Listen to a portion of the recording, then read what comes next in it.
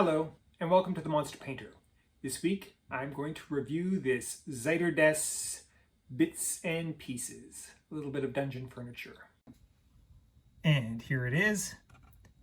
As you can see, it's not the greatest bargain in the world, but my one of my local shops reopened, and I was all excited to throw some money at them, and so I bought myself a nice bit of furniture for the dungeon, or the wherever. Anywhere fantasy miniatures fight, this cabinet can be found. And I'm gonna wash it up and give it a prime and get going.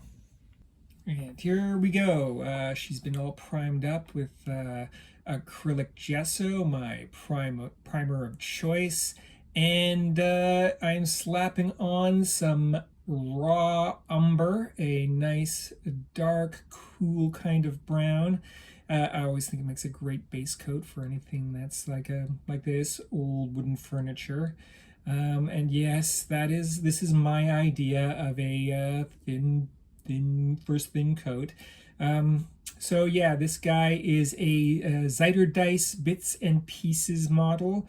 Ziterdes is a German company, and they manufacture all sorts of wonderful tabletop furniture and buildings and just some really magnificent stuff. And this lovely little cabinet is one of their products. Oh, here we go with the second thin coat of raw umber.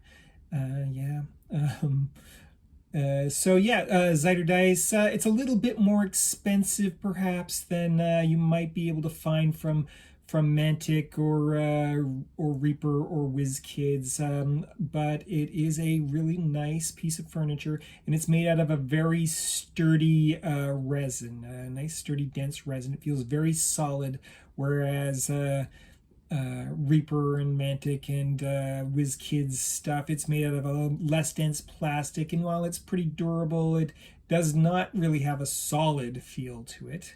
And onto this very solid feeling cabinet, I am putting on a dry brush of raw sienna, a nice opaque yellow brown color, and again, this helps build the feel of the old, worn, weathered wood. Now, I am paying for something that I probably could have constructed myself, and I can almost hear Danny's voice from Miniature Mashup saying, You could have built this out of old toy 3 popsicle sticks and some E6000. Why are you wasting your money?" And well, you know, I suppose you could build something similar yourself for very cheaply, but it would be a lot of work, and this is a pretty, I'm really loving this model, so I think he's worth the money, even though it's, you know, definitely kind of premium. Well, not super premium, but it's fairly premium, and but definitely I feel like it's money well spent, as this thing is starting to really come together. I'd like to think that this is where the evil overlord is going to store his fine china. Because what's the point in being an evil overlord if you can't have nice things? Next up, we're slapping a nice liquidy wash of sepia, which is a warm kind of yellow-brown color typified by old photographs, and it helps put things look old. Next up, I am putting a bit of bronze paint on all the fittings and fixtures.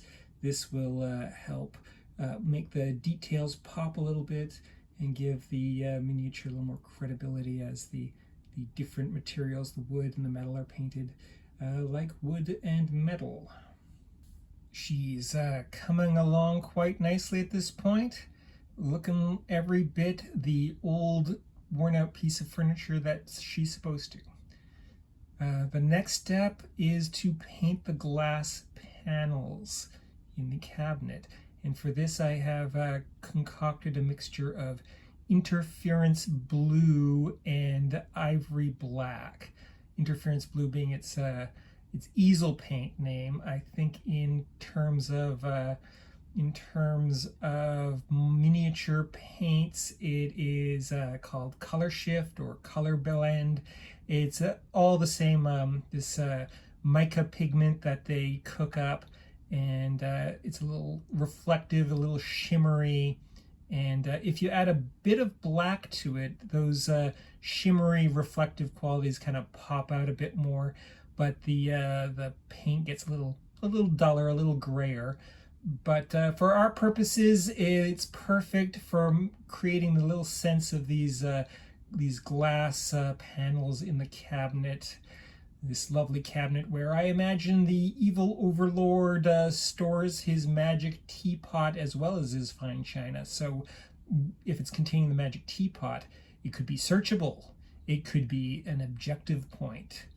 But at any rate, it's turning out to be quite a beautiful little piece of furniture that any tavern owner or evil wizard or good wizard or NPC or anybody would be proud to keep in their dwelling. And here it is in its natural habitat, storing the evil overlord's magic teapot. And she couldn't be more pleased with this miniature cabinet. And for that reason, I am giving Ziterdes Bits and Pieces my third highest rating. Just love it.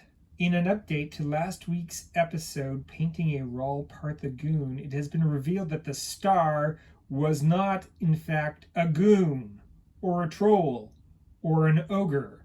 He was the man form of a werebear, a good guy monster sculpted by none other than Tom Muir, the founder of Rawl Partha.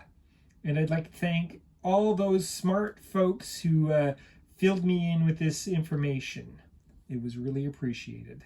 Next week, the monster painter digs for treasure in Harry Potter trivia. Remember to like, comment, and subscribe!